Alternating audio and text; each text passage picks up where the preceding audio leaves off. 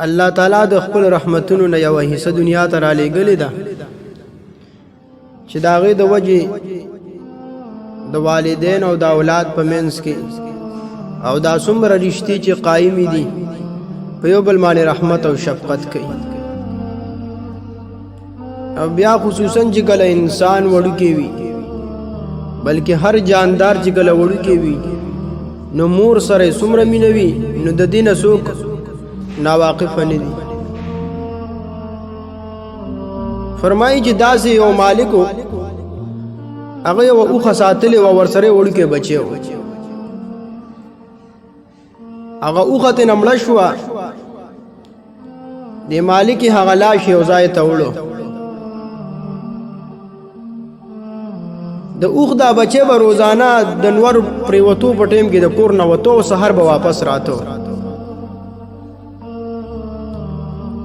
دا مالک حیران شو چې اخیر دا بچی چېرته ځي د اوښې.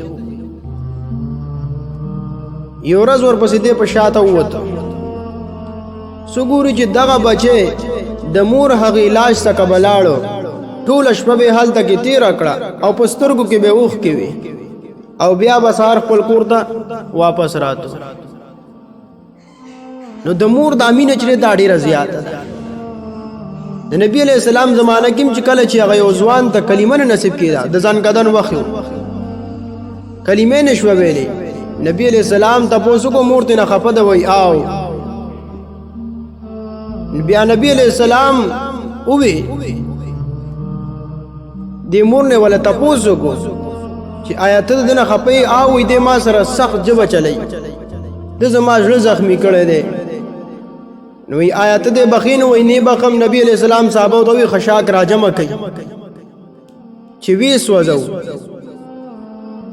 زکه کدی مور دې اون بخونو دې بر جهنم په اور کې سوځي.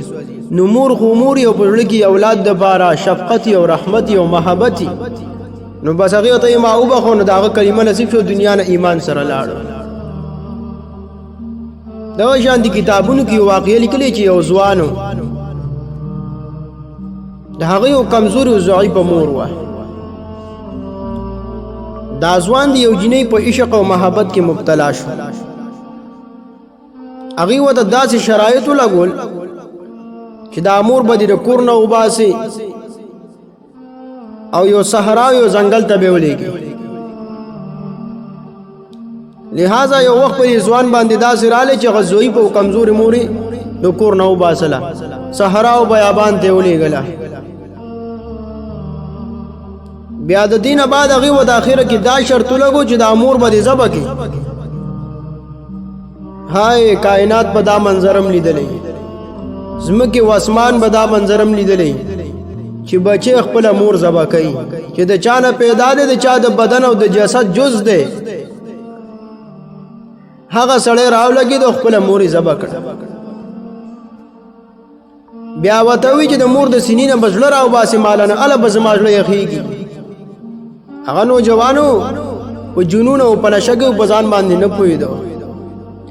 مور یې ذبح کړله د مور سینه یې سوری کړله او بیا یې د هغې نه زړه راوباسه.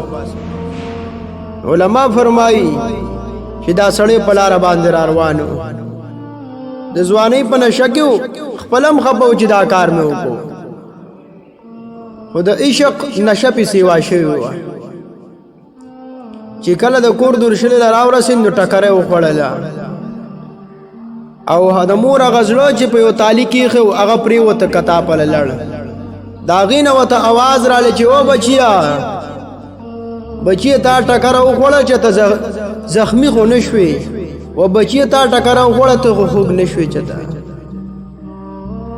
دا د مور مینه درونو او د مور چې هر څومره خدمت وکړي نو دا کم دی. وایي ترمذي شریف کې روایت ده 15 علامات پکې ذکر شوي د قیامت. وایي کې ودام دی چې اطاع الرجل زوجته وعق امه داسې وخت را روان دی په خلکو باندې او په دې باندې بیا سخت عذابونه راځي زلزلې به راځي ځمکه به سوری کېږي د اسمان نه به د کاڼو باران وریږي د خلکو شکرونه به مسخه کېږي.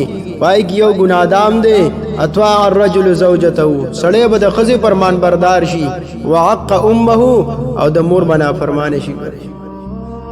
حدیث کې خودي چې هر ګناه داسې ده چې د هغې سزا الله آخرت ته مؤخر کړی، لیکن د مور پلار نافرمانی داسې ده فإن الله يعجل لصاحبه في الحیات قبل الممات، چې څوک د مور پلار نافرمانی د آخرت نه مخکې الله تعالی به ولا نقد په دنیا کې سزا ورکوي. الله تعالی دې موږ تاسو د والدینو فرمان بردار وګرځي. الله دې موږ تاسو د هغوی د بددعا نه او د دل آزارۍ نه بچ کړي. واخر دعوانا الحمد لله رب العالمین.